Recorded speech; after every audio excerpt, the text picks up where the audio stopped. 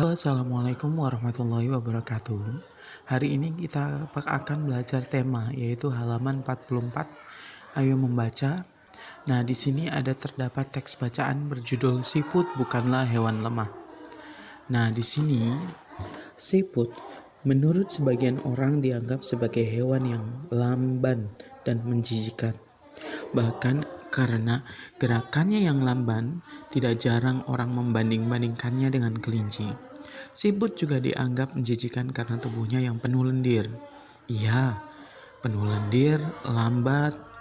Sebenarnya, siput memiliki kelebihan dan keistimewaan. Kelebihan dan keistimewaan siput ini merupakan karunia Tuhan yang tidak dimiliki oleh hewan lain. Karena setiap hewan itu memiliki kelebihan dan kekurangan masing-masing. Apa saja kelebihan dan keistimewaan dari siput? Siput merupakan hewan yang berjasa dalam penguraian serpihan daun-daunan. Jadi daun-daun itu akan diuraikan oleh siput. Kenapa berjasa? Karena siput memakan daun-daunan dan menjadikannya bagian-bagian yang kecil atau serpihan sehingga mudah untuk diuraikan oleh bakteri pengurai. Jika benda-benda yang besar seperti daun berubah menjadi serpihan dan diuraikan, akan bermanfaat bagi kelestarian lingkungan sekitar siput berada. Hasil penguraian yang diawali oleh siput itu akan berfungsi menjadi pupuk alami sehingga tanah pun menjadi subur tuh. Jadi hasil penguraian itu nantinya akan berubah menjadi pupuk alami ya. Siput adalah seorang pengembara yang mandiri. Meskipun siput berjalan lamban, namun siput memiliki stamina yang sangat bagus. Daerah pengembaraan siput sangat luas. Pengembaraan siput dimulai sejak siput menetas tuh. Setelah menetas, siput langsung mandiri. Jadi setelah menetas tuh dia jadi siput kecil dan dia mencari makan sendiri loh. Tidak bergantung pada orang tuanya. Siput tidak lagi terikat dan bergantung pada induknya. Siput memiliki pertahanan diri yang baik dalam beradaptasi dengan lingkungan dan mempertahankan diri dari serangan predator. Meskipun tubuhnya lunak, namun tubuh siput memiliki lendir. Lendir ini berfungsi sebagai minyak pelumas dan pelindung bagi tubuhnya ketika berjalan di permukaan tuh. Jadi kenapa tubuhnya itu penuh lendir? Supaya dapat berjalan dan tidak melukai bagian perutnya. Jalan sekasar apapun dan seterjal apapun akan mudah dilalui tanpa tubuhnya terluka. Selain itu, siput juga dikaruniai Tuhan dengan cangkang, rumah yang menempel pada tubuhnya tuh. Cangkang ini berfungsi sebagai rumah yang memberikan kenyamanan dan keamanan bagi tubuhnya. Cangkang juga berfungsi sebagai tempat persembunyian ketika ia terancam oleh lingkungan atau predator. Meski terik panas ataupun hujan, siput tetap bisa hidup nyaman dan aman dengan cangkangnya. Predator pun akan kebingungan untuk memangsa siput karena tubuhnya terlindungi oleh cangkang yang sangat keras. Jadi, siput bukanlah hewan yang lemah. Siput adalah hewan istimewa yang memiliki banyak kelebihan. Siput diciptakan Tuhan dengan kekurangan sekaligus dengan kelebihan. Begitu juga dengan manusia, diciptakan Tuhan dengan kelebihan dan kekurangan. Oleh karena itu, kamu tidak boleh menyombongkan diri ataupun merasa bangga, merasa paling hebat dengan kelebihan yang kamu miliki. Kamu juga jangan minder jika kamu memiliki banyak kekurangan. Tetaplah percaya diri dengan apa yang kalian miliki.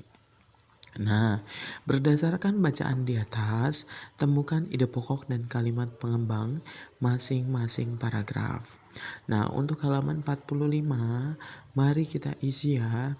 Di sini kalian tentukan kalimat utamanya yang mana.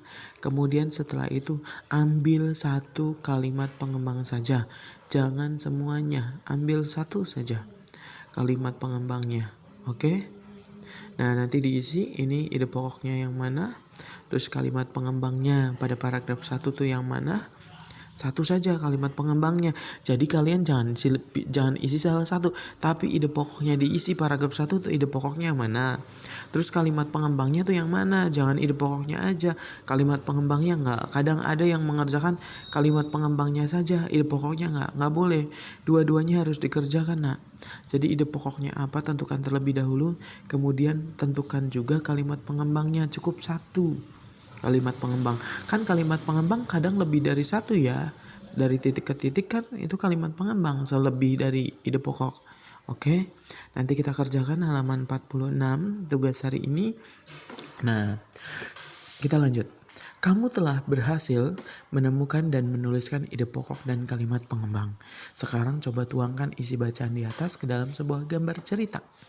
Ayo berkreasi.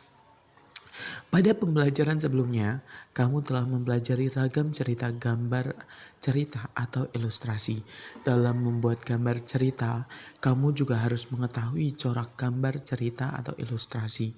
Corak gambar cerita atau ilustrasi adalah ada 4. Ada rilis, awas corak gambar cerita tuh ada 4. Ada rilis, ada karikatur, ada kartun, ada dekoratif. Yang pertama adalah gambar rilis. Yang namanya gambar rilis itu merupakan gambar yang dibuat seperti keadaan aslinya. Baik bentuk, baik tekstur, baik ukuran, baik tata letaknya itu berdasarkan asli. Kayak asli benar-benar nyata, fakta. Contohnya seperti lukisan berjudul Kapal Dilanda Badai, karya Raden Saleh berikut ini. Nah ini kan ada gambar ya, ada gambar kapal di tengah lautan yang sedang dihantam badai. Itu kan seperti asli. Itu namanya rilis, tulisannya realis. Awas, kalau sesuai dengan aslinya, baik bentuk, ukuran, dan tata letaknya berarti rilis itu tuh. Yang kedua adalah karikatur. Yang namanya karikatur itu kan bersifat sindiran, menyindir seseorang, menyindir keburukan biasanya. Atau enggak menyindir atau kritikan lah. Yang namanya karikatur merupakan gambar yang melebih-lebihkan atau mengubah dari objek aslinya. Jadi objek aslinya seperti itu diubah, dimodifikasi, dibentuk-bentuk, ada yang gede bagian mananya yang ditonjolkan. Kayak contoh yang ini. Nah, karikatur merupakan gambar yang melebih-lebihkan atau mengubah dari objek aslinya. Gambar karikatur menyajikan objek dengan karakter yang lucu dan aneh. Biasanya gambar karikatur mengandung kritikan dan sindiran. Nah, ini adalah gambar kritikan bagi para pengguna narkoba ya. Gak butuh narkoba, main bass saja. Jadi dia tuh menyindir kepada para pemakai narkoba agar kita lebih mengarahkan kegiatan positif dalam kehidupan kita tanpa harus menggunakan narkoba. Yang ketiga adalah kartun.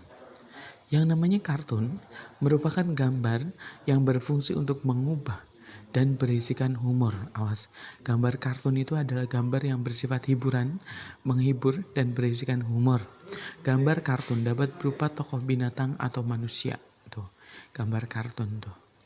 Nah, ini gambar kartun seperti kayak kita yang sering kali ngelihat kartun tuh ya. Itu ada Doraemon, ada Naruto, apa kayak gitu tuh. Yang keempat adalah gambar dekoratif.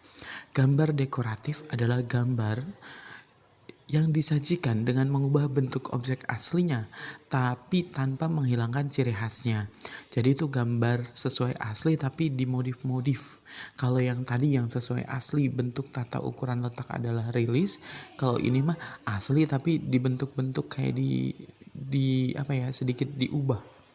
Tapi itu tuh mengubah juga tapi sedikit, tidak menghilangkan ciri aslinya. Nah, ini ada gambar burung, ada gambar air terjun, ada gambar bunga. Ini adalah gambar dekoratif. Awas. Jadi ada 4 ya. Ada gambar rilis, ada karikatur, ada kartun, ada dekoratif. Oke. Mungkin itu saja yang dapat Payet sampaikan untuk tema kali ini. Kurang dan lebihnya mohon maaf. Billahi taufiq wal hidayah. Wassalamualaikum warahmatullahi wabarakatuh. Ingat tugasnya adalah halaman 46 ya.